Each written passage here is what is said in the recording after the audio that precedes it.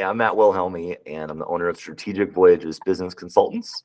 I'm also the author of Taboo Business Questions, What's Haunting Every Entrepreneur's Growth. And today I'm joined by Courtney Wright, owner of Gemini Builds It. She's also the host of a podcast, which is the Lady Boss podcast with Courtney Wright. Courtney, thank you so much for joining me. We were talking about this installation division in your company and how you had it outsourced. You had some installers working for you that maybe were being a little bit nefarious, and you've brought that in-house. And so in this segment, I really want to focus on what does that look like today? How did we, what are some of the benefits that you're seeing above and beyond maybe what you had forecasted? Because I would imagine when you launched into this idea, you had some expectations. You probably thought, hey, I'm going to either save some money or I'm going to improve the experience, which, you may or may not have saved money, but you've improved the experience. But I'm curious if there were any other kind of benefits that came out of bringing this in-house. Well, I think the reason that all of the entrepreneurs and CEOs have to keep growing their company is to improve the opportunity for your team.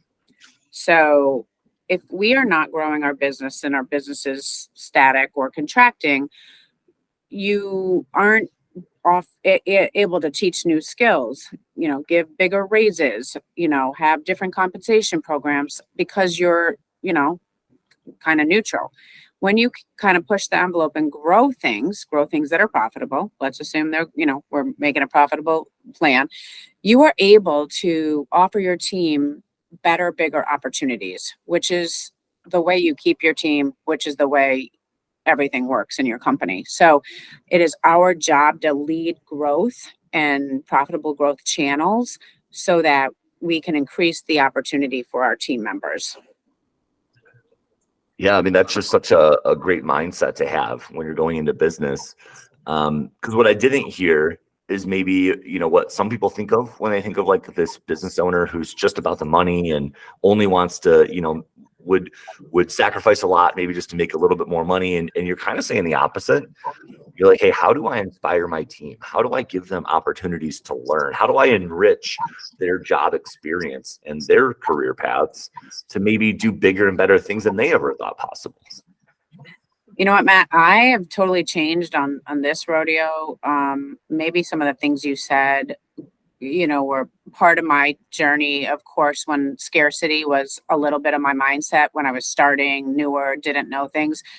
But all that's gone today because I have had and have been, really successful. And I'm so appreciative of that success. And I realize that none of it happens without the team. So I feel like my job every day is getting them what they want.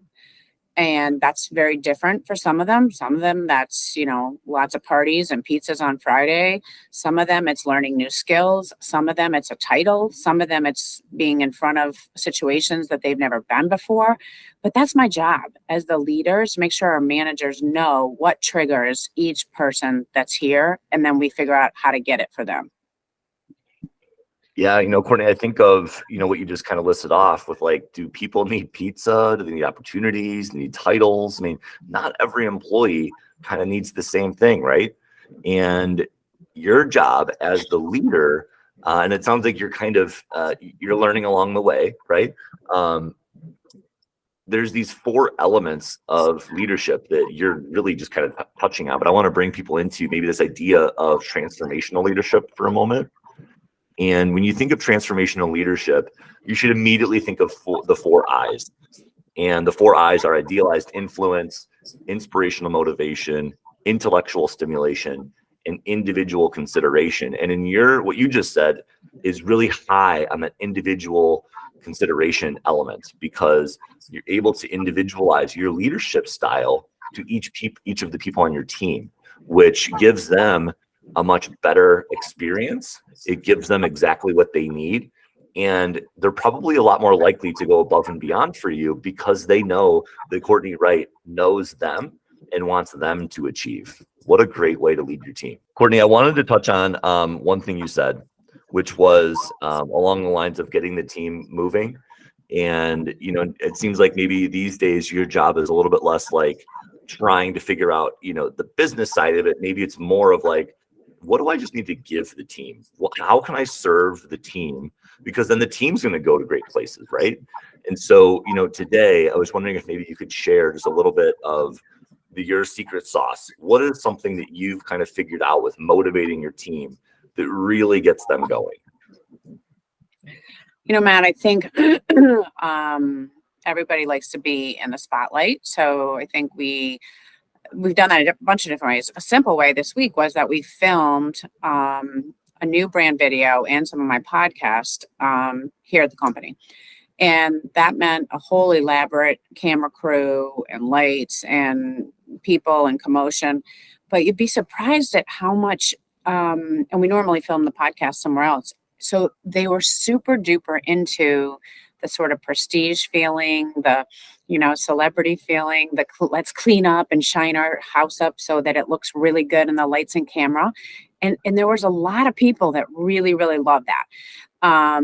And then at the same time, we can have a morning huddle and, talk about what didn't go great that week. And that's sometimes, also the thing we need to do. We have to balance, we have to move the ship forward. And sometimes it's the good news and sometimes it's the bad news. We got to celebrate both as long as it's in the spirit of moving the needle forward. And, things go wrong every day. We're a custom place. But yet we learn from it. We try to get to the root cause and know that we're going to improve as a group and company going forward. Yeah. So instead of maybe, harping on the negative, address it. You don't want to sweep it under the rug, but, what maybe asking that really important question of how do we learn from this? What is the takeaway here? What are we going to do differently next time to make sure that this doesn't happen? And that allows you as the leader to not manage the people and instead manage the process. Because if you're managing that process, you can tweak that. You can put software in place. You can get automatic notifications. You can have things kind of flowing quicker. And then you're less, micromanaging, and you're less, getting on people. And you're just like, you know what? Let's take a step back, right? What was the process here and how do we fix that? I think that's a great word to, leave our viewers with. But Courtney, I wanted to make sure, was there any other element of this story where you're like, Matt, we can't talk about installation until I've shared maybe this exciting thing that happened? Because, in your world of custom deliveries, you probably do a lot of very unique jobs. It maybe isn't quite, the same thing every day. You're not running a McDonald's, you're running a very boutique firm. And so is there any maybe really crazy success story? I'd be very curious to hear how you got that piece of art into the elevator in New York City, if you'd be willing to share. Maybe you had to get a helicopter to drop it off, and I don't know. But is there any really great success story that maybe you'd be able to share with us about, an installation that went really well? Well, another really fun, similar one was somebody not realizing that, 24 foot in the air, if you live in a castle and you live in multiple castles, you don't even think that hey, having a lobby or entry that's got a 24 foot raise is a big deal. So they realized the top of the door jamb was 10, but then it went up. And so, we kind of did a lot of what you talked about, a lot of planning around it to figure out that what kind of scaffolding and how many people. And the reason they wanted this art above this door jamb was you came into the home and you looked at the lake and they wanted to see the lake, but then, see this big piece. And we literally planned and thought through it and role played quite a few times because it was scaffolding. It was 6 men. It was 180-pound piece of art. And the homeowner who, a lot of times, these are very busy, successful, high-end people. We're dealing with their household managers a lot of the times, not even the people.